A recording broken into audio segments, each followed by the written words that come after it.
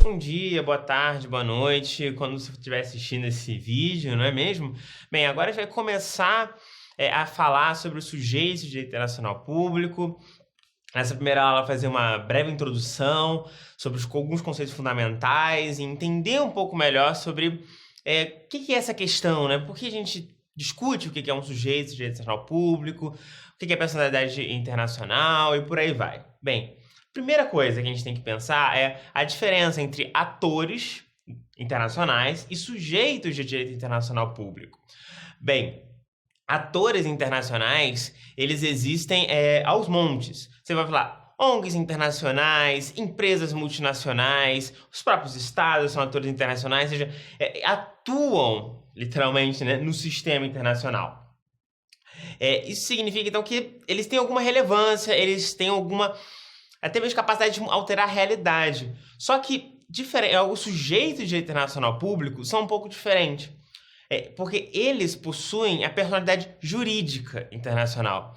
Então, um sujeito de DIP, ele necessariamente é um ator internacional, ou, sim, a maioria das vezes eles são atores internacionais, só que, mais do que isso, eles possuem uma personalidade jurídica, uma capacidade no mundo, no plano jurídico. Isso, em alguma medida, é diferente, ou seja, uma coisa é você ter capacidade jurídica de fazer um ato, outra coisa é você ter uma capacidade de fato, é você ter um poder no plano assim, de político, no plano do uso da força, por exemplo, e outros elementos. Só que, apesar de serem coisas distintas, existe uma relação entre os dois, uma relação um pouco cinzenta, porque os principais atores normalmente são sujeitos de DIP, vídeo Estado. E é assim, o que é essa personalidade jurídica? Primeiro vamos falar de personalidade jurídica em geral, né? Não só a personalidade jurídica internacional, mas basicamente personalidade jurídica é a capacidade de conter direitos e obrigações frente ao direito. É um sujeito de direito. Ou seja, é uma pessoa jurídica que é sujeita desses direitos. E quais são esses direitos e obrigações? Eles são produzidos por quem, né? Exatamente. Assim, o que é assim, que essa pessoa está obrigada ou ela tem ou outra pessoa está obrigada a fazer por ela, né? É produzido por quem? Então, assim, essas são questões relacionadas à capacidade jurídica e até mesmo os atos da vida civil.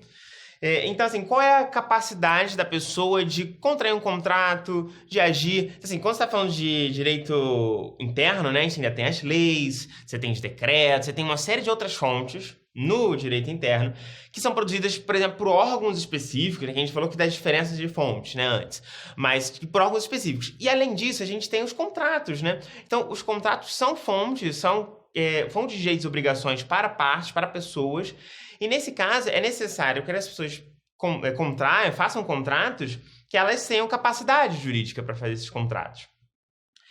E assim, só que muitas vezes, apesar delas não terem uma capacidade jurídica plena, elas ainda são sujeitas de direito.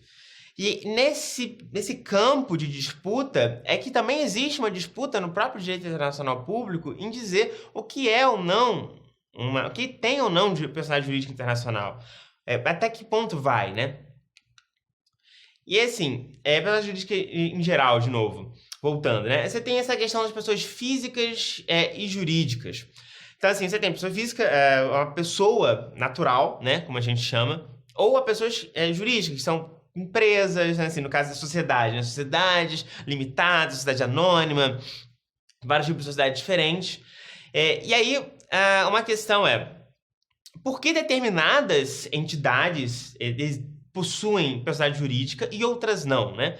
Por que a gente está falando de personalidade jurídica autônoma e outras não? Por que determinados órgãos têm ou não? Assim, por que uma empresa, porque uma sociedade limitada tem uma personalidade jurídica, um grupo de WhatsApp não tem personalidade jurídica, né? Assim, você tem uma organização, às vezes, lá no grupo, né? Você tem alguém que lidera, você tem os moderadores. Então, assim, mas por que não? Porque um grupo de WhatsApp não pode pleitear um direito em um tribunal interno. Isso é uma questão até um pouco arbitrária, mas que, mais uma vez, tem uma comunicação com o que de fato é a importância daquele conjunto, daquela realidade para o mundo de fato, né? E, por exemplo, assim, você tem animais. Animais também são protegidos pelo direito, assim, tem leis de proteção de animais faz muito tempo, só que ainda majoritariamente não são considerados sujeitos de direito. Há parte da doutrina que considera-os como sujeitos de direito. Então, para você ver que essa disputa também do que é um sujeito e o que não é, existe no plano interno também, não só no plano internacional. E assim, aí qual o direito, né? Você tem a questão do direito, pessoas jurídicas de direito interno, pessoas jurídicas de direito externo. No Brasil existe uma definição sobre pessoas jurídicas de direito externo, que são os estados e outras personalidades jurídicas de direito internacional público, que está até no Código Civil. Podem olhar lá e conferirem um pouco essas questões nos artigos 40, 41 e 42. E agora, indo para o que interessa. Os sujeitos de direito internacional público, né, possuem essa personalidade jurídica internacional, têm capacidade de contrair direitos e obrigações internacionais, ou seja, no plano do ordenamento jurídico internacional, não somente no plano do ordenamento jurídico interno, e são, tradicionalmente, até pela sua importância enquanto atores da sociedade internacional, estados e organizações internacionais. E agora, a doutrina mais moderna, assim, no Brasil majoritariamente considerada assim, como válida, é que os indivíduos também fazem parte, também são sujeitos de direito internacional público.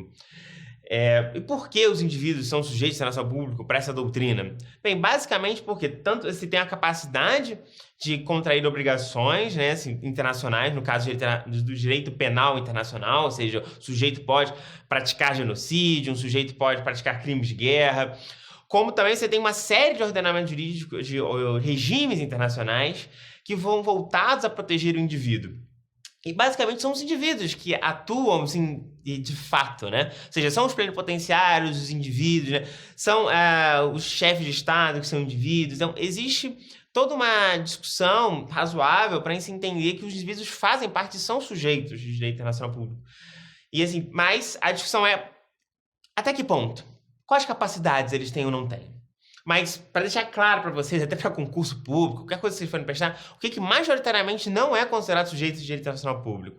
Organizações não governamentais internacionais, ou seja, Greenpeace não é sujeito de direito internacional público, a própria Anistia Internacional não é um sujeito de direito internacional público, corporações multinacionais, Coca-Cola, Pepsi, por mais que atuem, por mais que tenham importância, né, se a Pepsi é a questão da água, mas não são sujeitos de direito ao público, e partidos políticos de envergadura internacional também não são, por mais que negociem, assim, acordos com outros partidos internacionais, façam coligações, não são considerados sujeitos de direito internacional público, pelo menos pela doutrina majoritária e num concurso público, por exemplo.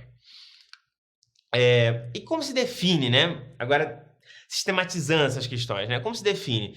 Você tem muito essa questão da polêmica de personalidade ativa e passiva. O que é personalidade ativa? A personalidade ativa é pleitear numa corte internacional, numa arbitragem. A personalidade ativa é contrair obrigações em termos de assinar tratados, assinar acordos, ter os seus atos unilaterais considerados como válidos, né, como fontes, muitas vezes. Já a personalidade passiva, ela está mais relacionada a que aquelas normas são dirigidas a você, né, são dirigidas ao sujeito. Então, são dirigidas aos estados, são dirigidas aos indivíduos, assim, para a proteção dos indivíduos, ou muitas vezes, ou para que os indivíduos atuem de uma determinada maneira ou não. E assim, e aí por conta disso, Rezec, ele fala muito sobre os estados, eles têm a personalidade jurídica primária, ou seja, são a personalidade jurídica por excelência, enquanto as organizações internacionais são a personalidade jurídica derivada, secundária. Exatamente por conta dessa questão que basicamente os estados e as OIs firmam tratados internacionais e somente os estados podem pleitear na CIJ, né? Na Corte Internacional de Justiça, que é uma das principais órgãos jurisdicionais do sistema da ONU. Mas Mazzuoli, Alberto do Amaral Júnior, possuem uma visão diferente, né? Que ele tem a questão dos indivíduos, da própria humanidade, entendida como sujeito de direito internacional público, muito focado nesse regime internacional dos direitos humanos e do direito penal internacional. Há, inclusive, assim, discussões sobre a própria, assim, se a natureza, né, ela é, assim, um sujeito de direito internacional público. Então, isso é uma discussão riquíssima e muito interessante para ser aprofundada. E assim, as considerações finais a prática do direito interno já nos demonstra que existe uma variedade de sujeitos de direito. Então, assim, não existe só um tipo de sujeito de direito com uma capacidade única, não. Os direitos têm capacidades diversas, capacidades mais limitadas, capacidades plenas. Então, existe uma outra questão, uma outra característica que deve fundamentar se a consideração de um sujeito é ou não constituído, né, de personalidade jurídica. E assim, dessa maneira não é necessário que você tenha capacidade plena para que seja considerado um sujeito. E depende, especialmente no DIP, do regime. Então, assim, se você está falando de direitos humanos, provavelmente você vai considerar o indivíduo como sujeito de direito internacional. Investimentos, você tem as empresas que participam, muitos dos tratados bilaterais. O direito do mar, você vai falar especialmente de Estados. É muito difícil você falar no direito do mar de questões relacionadas aos indivíduos. Talvez um pouco de exploração de empresas. O direito do comércio internacional, você vai falar muito de Estados, poder regulatório, mas também vai falar tangencialmente de empresas e de outros sujeitos importantes, de outros atores, melhor dizendo, né? Atores importantes internacionais. Então, era basicamente isso que eu queria que vocês vissem, que vocês entendessem. Agradeço a atenção e qualquer dúvida estamos aí. Muito obrigado.